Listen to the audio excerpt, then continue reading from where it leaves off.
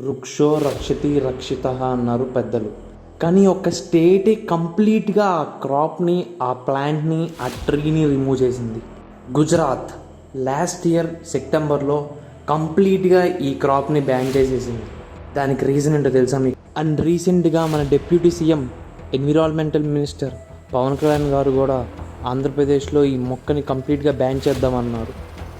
ఆ చెట్టు ఏంటంటే ఇదే ఆ చెట్టు, కోనోకార్పస్. ప్రతి ప్లాంట్లో పాలినేషన్ జరుగుతుంది. ఆ పాలినేషన్ కోసం పాలిన్ని ప్రొడ్యూస్ చేస్తుంది ప్లాంట్ అనేది. అలా ఈ ప్లాంట్ కూడా ప్రొడ్యూస్ చేస్తుంది. బట్ ఈ పాలిన్ ఉన్న ఎయిర్కి మనం ఎక్స్పోజ్ అయితే మన రెస్పిరేటరీ ట్రాక్ అనేది డ్యామేజ్ అవుతుంది. అండ్ ఇదిగో ఇంకా చాలా డిసడ్వాంటేజెస్ ఉన్నాయి ఈ చెట్టు వల్ల. మీ చుట్టుపక్కల ఇలాంటి చెట్టు ఉంటే మీరు వెంటనే దాన్ని ఐడెంటిఫై చేసి రిమూవ్ చేయండి.